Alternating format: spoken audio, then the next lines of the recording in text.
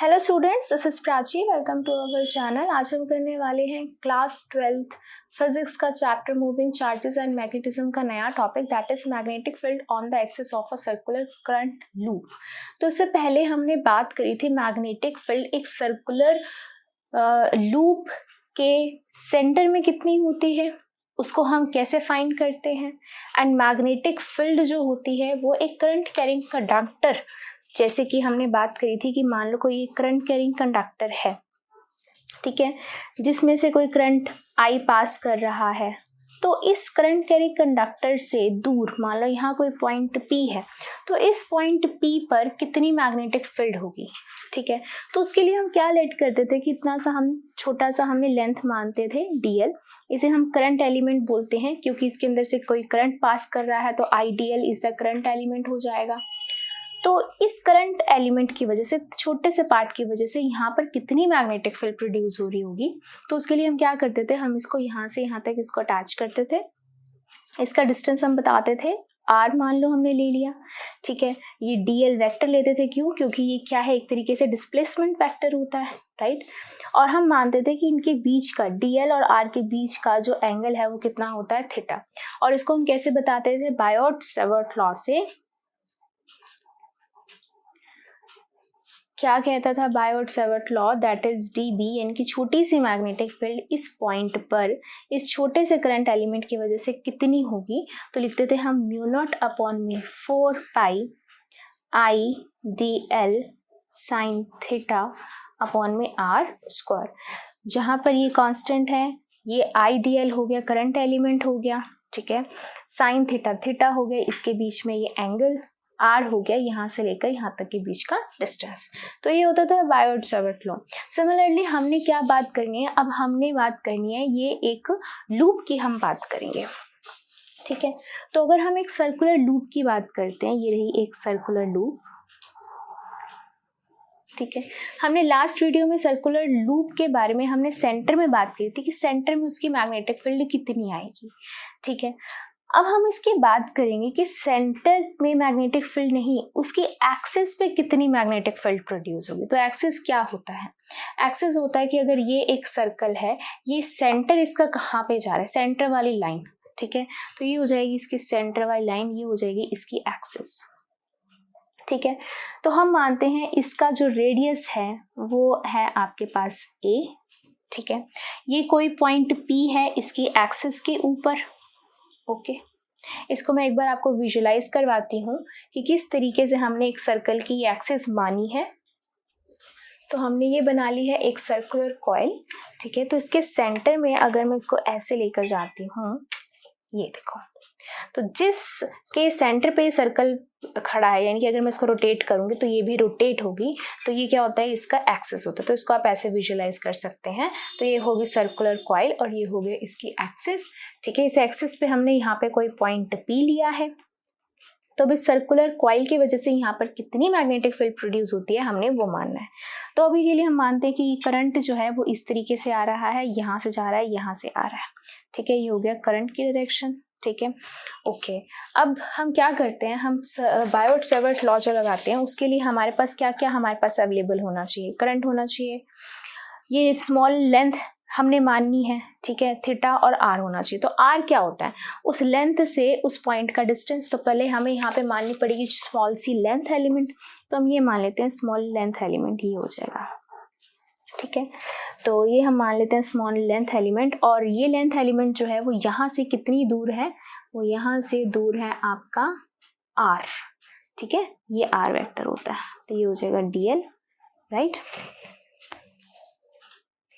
तो अब इस dl की डायरेक्शन क्या होगी, जैसे कि I तो हमारा यहाँ से मूव कर रहा है ना, तो इसकी dl की डायरेक्शन क्या होगी, I ऐसे की तरफ होगा। इसको आप देखिए, इस कॉइल से समझिए, जैसे कि ये है करंट ऐसे मूव कर रहा है, ठीक है, इधर मूव कर रहा है, हमने यहाँ पर dl माना है, तो ये हो जाएगी इसकी डायरेक्शन इस तरीके से, l की डायरेक्शन ये होगी, ठीक है। तो मैं यहाँ पे ऐसे बाहर की तरफ बना रही हूँ, तो ये हो जाएगी, ठीक है। इसको आप ऐसे बनाइए, ऐसे, इसको आप ऐसे इमेजिन करिए, ये होगी, ठीक है।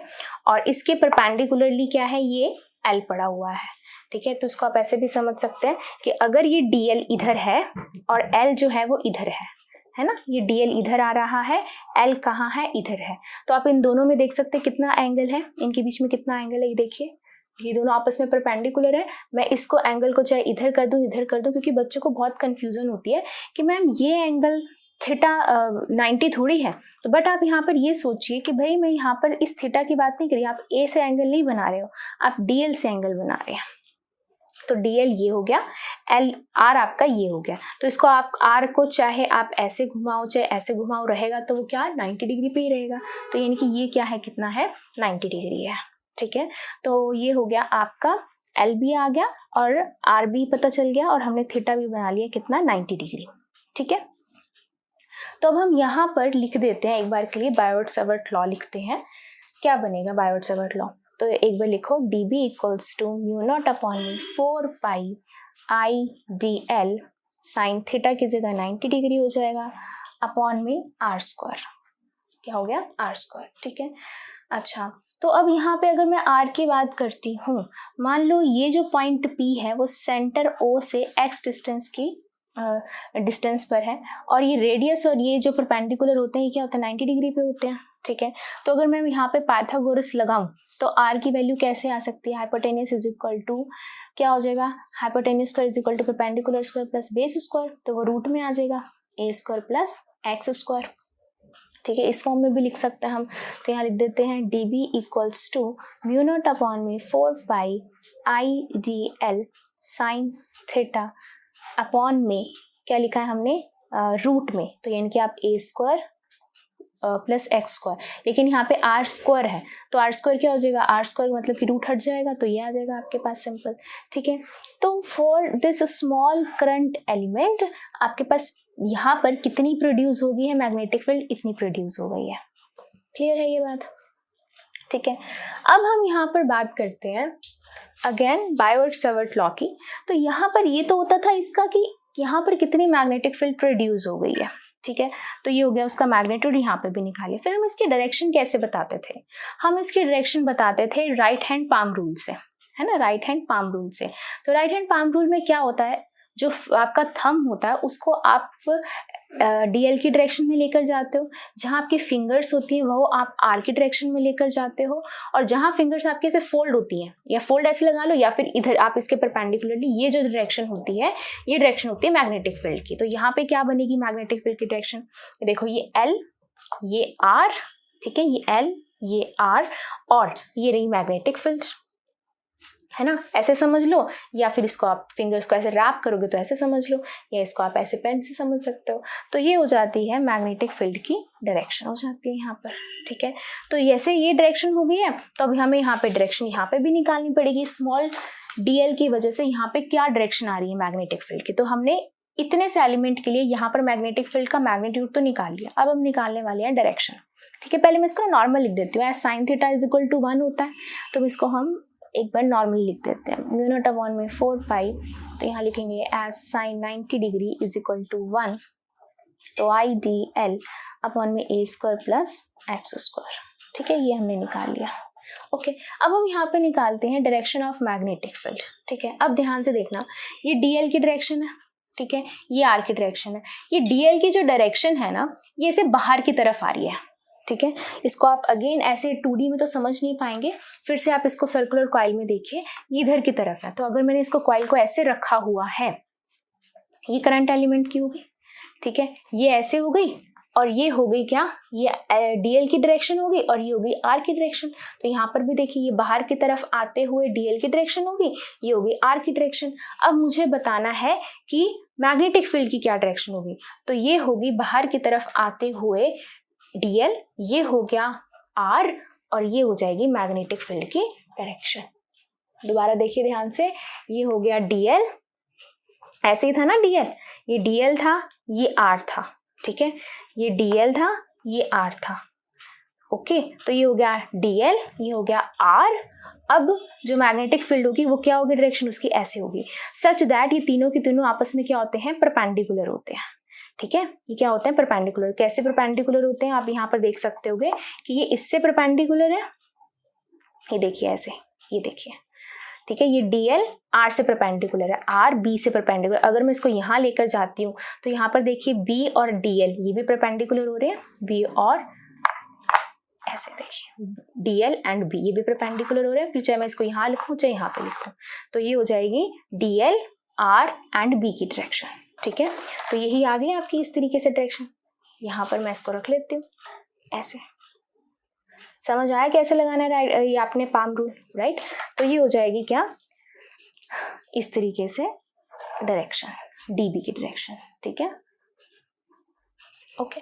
अब ये DB की डायरेक्शन तो हमने निकाल ली है, ये क्या होती है R के परपेंडिकुलर, यानी कि ये हो गई 90 डिग्री में। ठीक है, 90 डिग्री पर। ओके, अब जैसे कि ये हमने डायरेक्शन निकाल ली है, अब ये हमने DL यहाँ पे माना था, अगर सेम DL में यहाँ पर मानती, ठीक है, तो क्या होता, ये इधर से आ रहा है करंट, तो इसकी डायरेक्शन क्या होती, इधर की तरफ होती है ना, इधर की तरफ डायरेक्शन होती। तो इसकी वजह से यहाँ पर ये डायरेक्शन होती, इसका मतलब क्या है कि अंदर की तरफ है, ये अंदर की तरफ होती L और ये होता R, और यहाँ पर क्या बनती मैग्नेटिक फील्ड की डायरेक्शन, ये बनती मैग्नेटिक फील्ड की डायरेक्शन।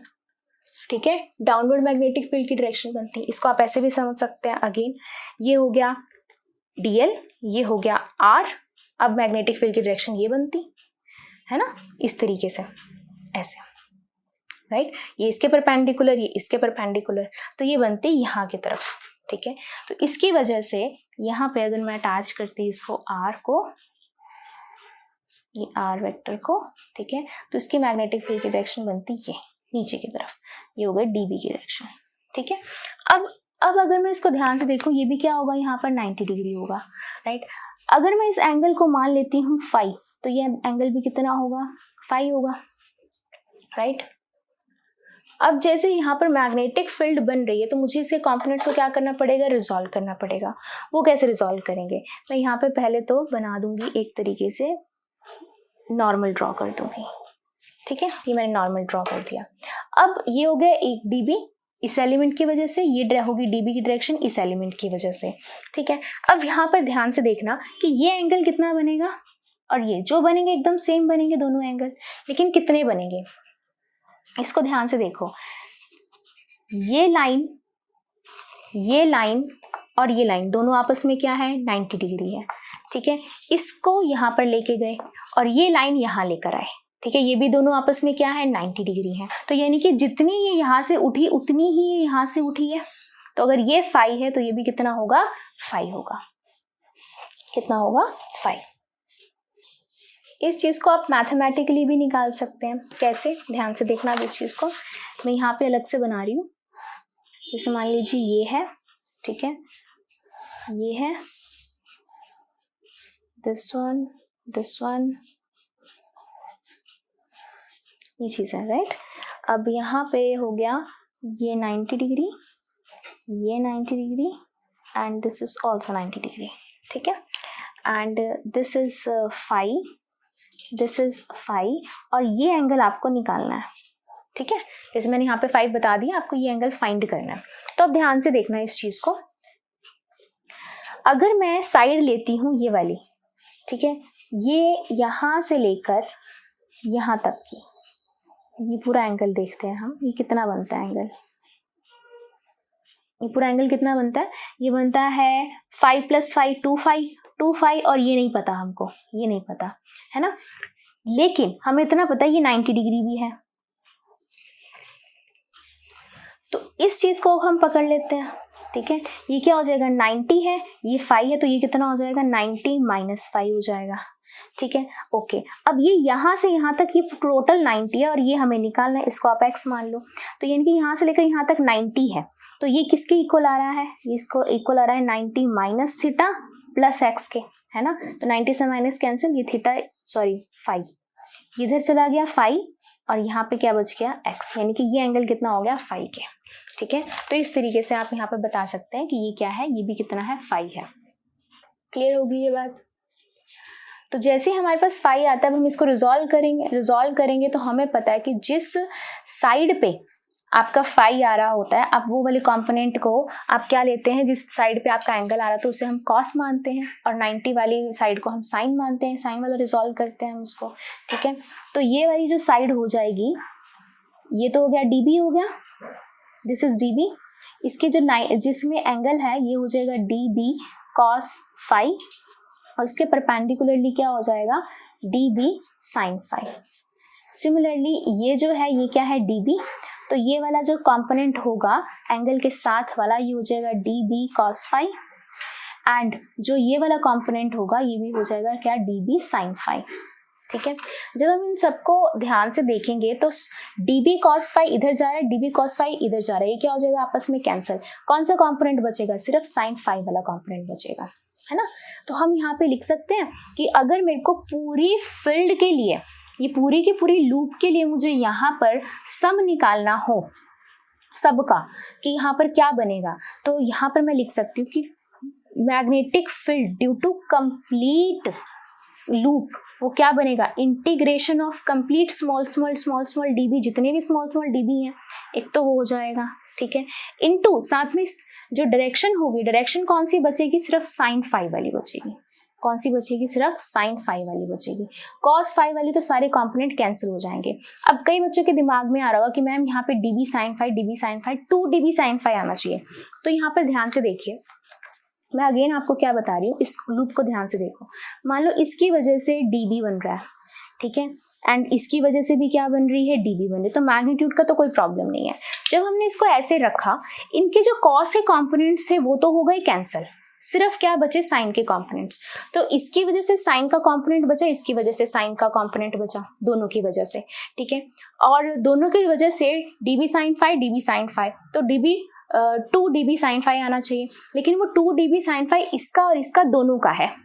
अब मैं क्या कर रही हूँ, मैं तो पूरी लूप के लिए ले रही हूँ ना, तो पूरी लूप के लिए क्या होगा, इस अगला ये अगर ये एलिमेंट लेती हूँ उसका ये एलिमेंट के साथ क्या होगा, कॉस कॉस खत्म, इन दोनों का साइन साइन बचेगा, फिर इसको घुमा दो, इन कंपोनेंट्स की बात करें, कॉस कॉस खत्म साइन बचेगा, इन कंपोनेंट के लिए भी कॉस कॉस खत्म साइन बचेगा, इस कंपोनेंट के लिए भी कॉस कॉस खत्म साइन, तो सबका सिर्फ साइन साइन बच रहा है। तो मैं यहाँ पे 2 dB क्यों लिखूँ, ये 2 का मतलब है मैंने दो कंपोनेंट की बात हो रही है यहाँ पर, तो मैं 2 क्यों लिखूँ, क्योंकि जब मैं पूरी लूप का ले रही हूँ तो सबका साइन साइन साइन साइन, सबका साइन फाई लूंगी ना मैं।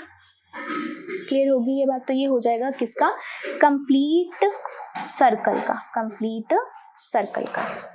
तो अब हम करेंगे इस कंप्लीट का इंटीग्रेशन, तो यहाँ मैं लिख देती हूँ b complete integration dB sine phi, ठीक है, ओके। तो अब dB की वैल्यू हमने क्या निकाली थी, मैग्नीट्यूड की ये निकाली थी, ये लिख देते हैं यहाँ पर, म्यू नॉट अपॉन में 4 पाई IDL अपॉन में a square plus x square into sine phi, ठीक है। अब क्या है, म्यू नॉट अपॉन में 4 पाई कॉमन कांस्टेंट है वो बाहर आ जाएगा, ठीक है, and I is also constant वो भी बाहर आ जाएगा, ठीक है, एंड जो a square plus x square है तो a ना रेडियस कम ज़्यादा होने वाला है, ना ही x कम ज़्यादा होने वाला है, ठीक है, तो ये भी कांस्टेंट है, ये भी बाहर आ जाएगा। क्या बच गया, dl का मतलब स्मॉल dl, अब सभी का हमें क्या करना पड़ेगा, इंटीग्रेशन, तो हमारा पूरा इंटीग्रेशन किस पे रहेगा, dl पे रहेगा, एंड साइन फाई सभी के लिए जो फाई रहेगा कंपोनेंट, जैसे इन दोनों के लिए भी फाई रहा, ये कंपोनेंट लेते उसके लिए भी फाई रहता, तो वो भी कांस्टेंट है, वो भी यहाँ आ जाएगा, साइन फाई बाहर आ जाएगा। तो हम इंटीग्रेशन कंप्लीट करेंगे किसके ऊपर, सर्कुलर लूप के ऊपर, तो यहाँ भी हम लिख देते हैं, तो सर्कुलर लूप पे करेंगे dl पे, ठीक है, तो b equals to mu not upon में 4 pi a square plus x square sine phi, और जब हम इसके ऊपर कंप्लीट पे करेंगे इंटीग्रेशन तो स्मॉल dl स्मॉल लेंथ, तो कंप्लीट लेंथ आ जाएगी, complete length of a circle is equal the circumference of the circle, circumference of the circle क्या होता है, 2 पाई r मतलब कि रेडियस, और रेडियस यहाँ पे क्या है a, तो हम यहाँ पे लिख देंगे 2 पाई a। ऑल्सो साइन फाई की वैल्यू, अब देखो, अब फाई ये भी था हमारे पास, है ना, तो फाई ये है, ये एक ट्राइंगल सा बन रहा है, ठीक है, तो साइन का मतलब क्या होता है, परपेंडिकुलर बाय हाइपोटेनियस, तो परपेंडिकुलर हो गया a और हाइपोटेनियस क्या हो गया आपके पास, root a square plus x square, तो इसको नेक्स्ट स्टेप में हम लिख देंगे म्यू नॉट अपॉन में 4 pi a square plus x square, तो पहले वाला इसके लिए हम लिखेंगे परपेंडिकुलर अपॉन में बेस, यानी कि a square plus x square का रूट, यानी कि 1/2 होगी पावर, इंटू 2 पाई a, इसको आगे सॉल्व कर लेते हैं, ठीक है। जब हम इसको सॉल्व करेंगे क्या बनेगा आपके पास, mu not I 2 pi a square हो जाएगा और नीचे हो जाएगा 4 पाई इसकी पावर 1 इसकी पावर 1/2 दोनों की प्लस हो जाएगी तो 3/2 हो जाएगा, ए स्क्वायर प्लस एक्स स्क्वायर की पावर 3/2, ठीक है। इसको हम और किस तरीके से लिख सकते हैं, आपको ये दिख रहा है pi a square where a is the radius, तो हम क्या लिख सकते हैं, एरिया हो सकता है, एरिया ए इक्वल्स टू क्या हो जाएगा, पाई ए स्क्वायर हो जाएगा, area of the circular loop. तो हम इसको ऐसे लिखेंगे, म्यू नॉट 2 आई और ए अपॉन में 4 पाई a square plus x square की पावर 3/2। तो ये आ जाएगा आपके पास एक मैग्नेटिक फील्ड का कंप्लीट फॉर्मूला यहाँ के लिए, इस पूरे के लिए आ जाएगा, ठीक है। एंड फॉर एन टर्न्स का मतलब क्या हुआ कि ये तो एक टर्न के लिए हुआ, वन लूप के लिए हुआ, अगर ये 2 टर्न्स होती तो मैग्नेटिक फील्ड ट्वाइस स्ट्रांग हो जाती, 3 होती तो 3 बार स्ट्रांग हो जाती, ठीक है। तो n टाइम्स के लिए क्या हो जाएगा, n टाइम्स स्ट्रांग हो जाएगी, तो हम लिखेंगे 2NIA अपॉन में 4 पाई a square plus x square की पावर 3/2। तो ये हो जाएगा फॉर n टर्न्स। क्लियर होगी ये बात, ठीक है। अब हम यहाँ पे ना कुछ स्पेशल केस डिस्कस करते हैं। पहला केस हम डिस्कस करते हैं, मान लो जैसे हमने ये x यहाँ पे सिग्निफिकेंट डिस्टेंस पे लिया था, मान लो ये x बहुत दूर हो जाता है, बहुत दूर, is far away such that x is greater than a, और a वहां पर क्या हो जाए, बहुत छोटा हो जाए एज कंपेयर टू x, तो क्या होगा। तो यहाँ हम स्पेशल केस की बात कर रहे हैं, स्पेशल केस। तो पहला केस हम डिस्कस कर रहे हैं कि x इज फार अवे, अगर बहुत दूर हो जाए that means x is greater than a, तो a वहाँ पे ऑलमोस्ट निग्लेजिबल हो जाए, तो उसके फॉर्मूले में क्या चेंज आएगा, तो म्यू नॉट अपॉन में 4 पाई 2IA अपॉन में ए स्क्वायर प्लस एक्स स्क्वायर की पावर 3/2। अब x बहुत बड़ा हो जाएगा, a बहुत छोटा, तो a को हमें निगलेक्ट करना पड़ेगा, a निगलेक्ट करेंगे तो यहाँ पे क्या बनेगा आपके पास, एक्स स्क्वायर की पावर 3/2, 2 से 2 कैंसिल, क्या आएगा x का क्यूब, तो क्या बनेगा आपके पास म्यू नॉट अपॉन में 4 पाई 2IA अपॉन में x का क्यूब। यहाँ से आपको देख के पता चल रहा है कि magnetic field is inversely proportional to x cube आ रहा है, ठीक है, क्या आ रहा है x क्यूब। इसको आप ऐसे भी ओपन करके भी लिख सकते हैं, म्यू नॉट अपॉन में 4 पाई 2i और a की जगह पे पाई ए स्क्वायर पे पुट करके आप चेक कर सकते हो, पाई से पाई कैंसल, ये 2 कैंसल, ठीक है, क्या बच रहा है, mu not I A square upon में 2x क्यूब। तो यहाँ से जो मैग्नेटिक फील्ड है वो x क्यूब के इनवर्सली प्रोपोर्शनल आ रही है। तो क्या ऐसा फॉर्मूला हमने कहीं और देख रखा है, यस देख रखा है। कहाँ देख रखा है, जब हम वहाँ पे इलेक्ट्रिक डायपोल मोमेंट की बात करते थे वहाँ हमने देखा था। तो इलेक्ट्रिक डायपोल मोमेंट का क्या मतलब था, जब एक इलेक्ट्रिक फील्ड की बात करते तो उसका फॉर्मूला होता है 1 अपॉन में 4 pi epsilon not source charge upon में r स्क्वायर, यानी कि कितनी दूरी पर है। सिमिलर ये होता था एक पॉइंट की वजह से कितनी मैग्नेटिक इलेक्ट्रिक फील्ड प्रोड्यूस हो रही है। जब हम एक डायपोल की बात करते थे, ठीक है, एक हम डायपोल की बात करते तो उसके लिए जो इलेक्ट्रिक फील्ड का फॉर्मूला निकल के आता था वो इनवर्सली प्रोपोर्शनल होता था r क्यूब के, यानी कि उसके डायपोल से कितनी दूरी पर हमने वो डिस्टेंस लिया है, उस पॉइंट का डिस्टेंस लिया जिसकी वजह से वो इलेक्ट्रिक फील्ड प्रोड्यूस हो रही है। तो सेम चीज यहाँ पे भी हमें पता चल रही है कि यहाँ पे मैग्नेटिक फील्ड जो है वो inversely proportional to the distance है। तो यानी कि यहाँ पे हमें पता चला कि here the magnetic field will behave like a dipole, magnetic field will behave like a dipole। तो डायपोल के बारे में हम आगे भी बहुत अच्छे से डिस्कस करेंगे, बट यहाँ आपको एक चीज़ पता होनी चाहिए कि जब हम सर्कुलर लूप के लिए जो डिस्टेंस होता है पॉइंट का उस एक्सिस पे बहुत दूर ले लें तो तब वहाँ उसकी वजह से जो मैग्नेटिक फील्ड प्रोड्यूस हो रही होती है वो एक डायपोल की तरह बिहेव करती है। अब सिमिलरली केस 2 लेते हैं कि x is very near such that अगर x इतना ही पास हो जाए कि वो सेंटर में ही आ जाए, यानी कि x इज वेरी स्मॉल कि वो x उठ के सेंटर में ही आ जाए, है ना, तो उसका क्या मतलब हुआ, x is very small that is x is at the centre, तो सेंटर की अगर हम बात करें तो हमने लास्ट वीडियो में भी डिस्कस किया था कि सर्कुलर लूप के सेंटर में कितनी मैग्नेटिक फील्ड आती है, वो हम यहाँ से भी निकाल सकते हैं। इसका मतलब क्या हो गया, x इज वेरी स्मॉल, यानी कि a is greater than x हो जाएगा। तो अब इसी फॉर्मूले में हमें क्या करना पड़ेगा, हम x को निगलेक्ट कर देंगे, a रख लेंगे, तो b कितना आ जाएगा, म्यू नॉट 4 पाई 2 i, और एरिया की जगह पे 2 पाई a स्क्वायर हो जाएगा अपॉन में a स्क्वायर इंटू 3/2, 2 से 2 कैंसिल, क्या बचेगा, a क्यूब। अब जो कट पिट रहा है काट पिट दो, पाई से पाई कैंसिल, ठीक है, सॉरी एरिया ना पाई आर स्क्वायर तो 2 नहीं आएगा, ये हो गया 2, ठीक है, a square a cube, a बचा, तो मैग्नेटिक फील्ड कितनी बची, म्यू नॉट i अपॉन में 2a। तो यही फॉर्मूला हमारी लास्ट वीडियो में भी आया था, राइट। तो यहाँ पे magnetic field is inversely proportional to the a, वो सिर्फ a के इनवर्सली प्रोपोर्शनल आ रही है, ठीक है, इनकी रेडियस ऑफ द लूप के। तो ये हमने देख लिया यहाँ पर, राइट। तो दोबारा से अगर हम इस फिगर को ध्यान से देखें, हमने क्या क्या ऑब्जर्व करा, हमने यहाँ इस पॉइंट पर हमने पूरी सर्कुलर लूप की वजह से हमने मैग्नेटिक फील्ड निकाली है यहाँ पर, और वो कितनी निकल के आई है, वो इतनी निकल के आई है, ठीक है। इसके डायरेक्शन की बात करें तो डायरेक्शन की बात कहाँ आ रही है, सभी के सभी एलिमेंट्स जो ऊपर की तरफ बन रहे हैं या जो नीचे की तरफ बन रहे हैं, सभी के सभी कॉस की तरफ कट हो रहे हैं, और सिर्फ एक्स एक्सिस की तरफ साइन कंपोनेंट आ रहा है। तो यानी कि इस पूरी लूप की वजह से जो मैग्नेटिक फील्ड की डायरेक्शन है वो क्या बन रही है, आपकी एक्सिस के अलोंग बन रही है, राइट। जो ऊपर नीचे आए थे वो सारे कॉस कंपोनेंट्स कैंसिल हो रहे हैं, सिर्फ और सिर्फ कहाँ बन रही है, एक्सिस के अलोंग बन रही है, ठीक है। So direction is along the axis, direction of magnetic field is along the axis, ठीक है।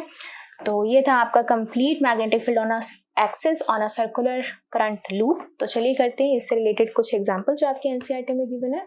तो एनसीईआरटी में एग्जांपल है आपका 4.6, वो क्या कह रहा है, a straight wire carrying a current of 12 ampere is bent into a semicircular arc of radius 2 centimeter.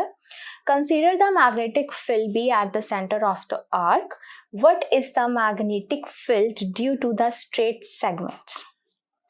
तो सबसे पहले तो एक वायर, स्ट्रेट वायर है जिसमें करंट जा रहा है 12 एम्पियर का जा रहा है, उसको हमने एक सेमी सर्कुलर आर्क में हमने उसको बेंड कर दिया है जिसका रेडियस 2 सेंटीमीटर का है। हमें बताना है कि सेंटर पे मैग्नेटिक फील्ड जो है इस स्ट्रेट सेगमेंट की वजह से कितनी है, ठीक है। तो इस चीज को आप ध्यान से ऐसे समझिए कि जैसे कि ये स्ट्रेट है ना, ये स्ट्रेट है और ये इस तरीके से है, राइट। अब यहाँ पर हमें मैग्नेटिक फील्ड बतानी है, तो यहाँ पर मैग्नेटिक फील्ड यानी कि हमें पहले इस करंट एलिमेंट से देखना पड़ेगा कि ये पॉइंट कितनी दूर है। तो ये यहाँ से यहाँ तक हमने बता दी कितनी दूर है, और वो क्या होता है, आर होता है। बायोट-सावर्ट लॉ हमारा यही बोलता है, यानी कि B equals to mu not upon में 4 pi 2 I DL sine theta upon में आर स्क्वायर, है ना, कि कितना करंट है, कितना स्मॉल एलिमेंट है, और स्मॉल जो आपका लेंथ एलिमेंट होता है और जो आर होता है, आर क्या होता है कि जिस पॉइंट पे आपने मैग्नेटिक फील्ड बतानी है, ठीक है, तो वहां से कितना दूर है, तो ये हो गया आर हो गया, and theta is the angle between L and D L, है ना, तो ये हो गया डी एल हो गया और ये हो गया आर। इन दोनों के बीच में आप एंगल देख सकते हैं कितना बन रहा है, 0, तो हेयर थीटा इज 0। एंड अगर इस करंट एलिमेंट की बात करते हैं तो ये डीएल का एलिमेंट इधर जा रहा है, ये आर इधर आ रहा है, तो ये डीएल इधर और आर इधर, तो दोनों ही आपस में एंगल कितना बनाते हैं, थीटा होता है 180। अब दोनों में अगर मैं ध्यान से देखूं तो अगर sine 0 is 0 and sine 180 is also 0, तो यानी कि स्ट्रेट वायर की वजह से तो वो क्या हो जाएगा, एकदम 0 आएगा, ठीक है। तो इस तरीके से इस पॉइंट पे जो स्ट्रेट सेगमेंट्स हैं उनकी वजह से जो सेंटर पे एंगल बनेगा वो कितना बनेगा, 0। तो हम यहाँ पे लिखेंगे सबसे पहले तो कि बायोट-सावर्ट लॉ के अकॉर्डिंग म्यू नॉट अपॉन में 4 pi I D L sine theta upon में R square. Here theta is 0 और theta is 180, that implies sine 0 is 0 and sine 180 is also 0. तो ये जीरो हम यहाँ पुट करेंगे तो मैग्नेटिक फील्ड कितनी हो जाएगी, 0 हो जाएगी। तो हम यहाँ हम लिख सकते हैं कि dl और जो r है वो क्या है, या तो पैरेलल है या एंटी पैरेलल है, ठीक है, पैरेलल और एंटी पैरेलल। तो therefore do not contribute to magnetic field, do not contribute to magnetic field, या मैग्नेटिक फील्ड क्या बनाते हैं, 0 बनाते हैं। क्लियर है ये बात। अब सेकंड में क्या कह रहा है, in what way the contribution to magnetic field from the semicircle differs from that of the circular loop, in what way does it resemble?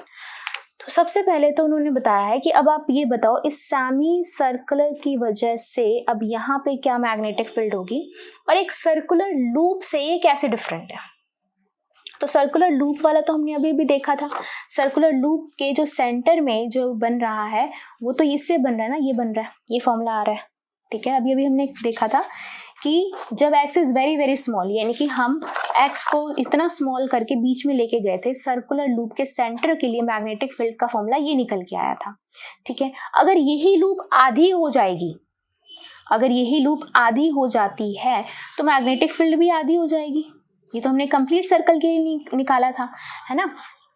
तो यहाँ पे भी मैग्नेटिक फील्ड कितनी हो जाएगी, आधी हो जाएगी। तो हम यहाँ पे क्या लिख देंगे, हम यहाँ पे लिखेंगे कि मैग्नेटिक फील्ड जो निकल के आई जो होती है, ये होती है किसके लिए होती है, ए मतलब इज द रेडियस, तो यहाँ पे रेडियस हम आर मान लेते हैं, ठीक है, कैपिटल आर मान लेते हैं हम, ठीक है।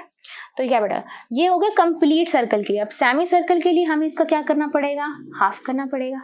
तो हाफ करेंगे तो क्या हो जाएगा, म्यू नॉट आई अपॉन में 4r हो जाएगा।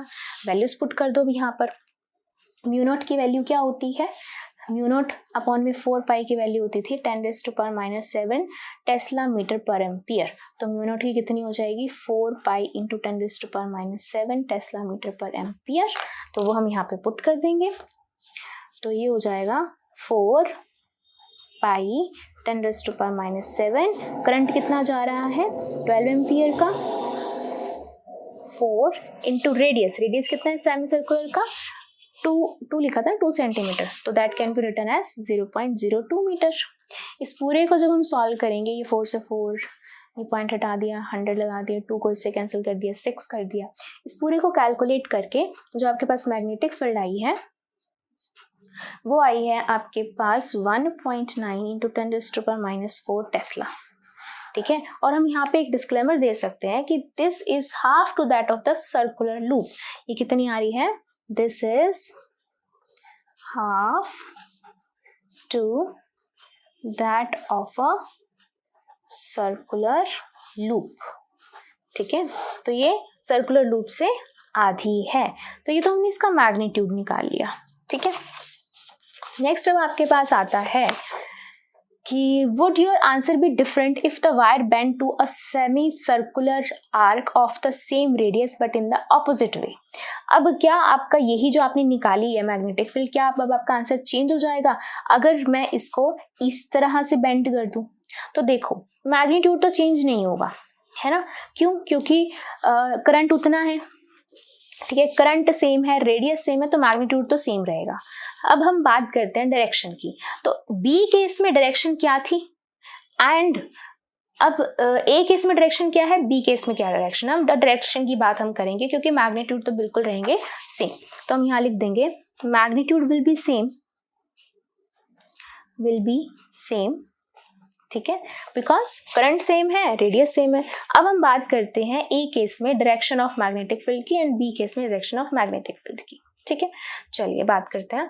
अब यहाँ पर अगेन जैसे कि हम बात करते हैं कि जब हम सर्कुलर लूप की बात करते हैं तो यहाँ पर जो मैग्नेटिक फील्ड जो सेंटर में होती है वो क्या होती है, अलोंग द एक्सिस होती है ना, अलोंग द एक्सिस होती है। अब यहाँ पर अलोंग द एक्सिस कहाँ होगी, ऐसे बाहर की तरफ आ रही होगी या अंदर की तरफ जा रही होगी। तो उसके लिए हम क्या लगाते हैं, उसके लिए हम लगा लेते हैं पाम रूल लगाते हैं, ठीक है, पाम रूल लगाते हैं। पाम रूल के लिए, राइट हैंड पाम रूल के लिए क्या होता है, जहाँ पे आपका करंट एलिमेंट होता है, ये करंट एलिमेंट होता है, उसके जगह पे हम अपना थंब लगाते हैं, ठीक है। तो ये हो गया थंब इधर, और ये हो गया रेडियस, ये हो गया रेडियस, तो ये हो गया थंब, ये हो गया रेडियस, तो ये आ जाएगा, ठीक है। ये हो जाएगी लेंथ एलिमेंट, ये हो जाएगा रेडियस का। अब इसकी जगह के लिए क्या करना पड़ेगा, जहाँ पे हमारी पाम होती है वहां से हम परपेंडिकुलर, यहाँ टर्न होती है ऐसे करते हैं या ये परपेंडिकुलर ऐसे लेते हैं। तो इसको दोबारा देखिए, ये हो गया L, ये हो गया R और ये हो जाएगी रेड, ये हो जाएगी मैग्नेटिक फील्ड। ठीक है, इसको आप ऐसे भी समझ सकते हो। ये हो गया आपका थंब, ठीक है, थंब की डायरेक्शन हो जाएगी, ये हो जाएगी किसकी, पाम की डायरेक्शन। अब पाम की डायरेक्शन ये होगी रेडियस, रेडियस और पाम, ठीक है, और पाम यहाँ पे जाएगी तो ये हो जाएगी क्या, मैग्नेटिक फील्ड की डायरेक्शन। ये चीज, ये L यहाँ पे मैं रख देती हूँ, ये DL, ये R और ये हो जाएगा मैग्नेटिक फील्ड की डायरेक्शन। तो मैग्नेटिक फील्ड की डायरेक्शन कहाँ जा रही है, इनवर्ड। कहाँ जा रही है, इनवर्ड। तो हम यहाँ लिख देंगे in first case direction of magnetic field is into the page, inward मतलब into the page। ठीक है, सिमिलरली सेकंड केस की बात करें तो ये हो जाएगा DL की डायरेक्शन हो जाएगी, ये हो जाएगी R की डायरेक्शन, सेंटर में बताना है। ठीक है, ये R की डायरेक्शन हो जाएगी, ये DL की, तो ये DL ये R। तो मैग्नेटिक फील्ड की डायरेक्शन क्या होगी, इस तरीके से बाहर की तरफ होगी, है ना। इसको आप ऐसे भी समझ सकते हैं, ये हो गया DL, ये हो गया R। ठीक है, R DL R और ये हो जाएगी किसकी, मैग्नेटिक फील्ड की डायरेक्शन। तो ये हो जाएगी आउटवर्ड, ठीक है, आउटवर्ड की तरफ। और हम क्या लिख सकते हैं, तो in second case the direction of magnetic field is outward, outward या फिर आउट फ्रॉम द पेज। ठीक है, तो ये हो जाएगी इसकी डायरेक्शन। तो ये था आपका एग्जाम्पल 4.6। सिमिलरली करते हैं नेक्स्ट एग्जाम्पल।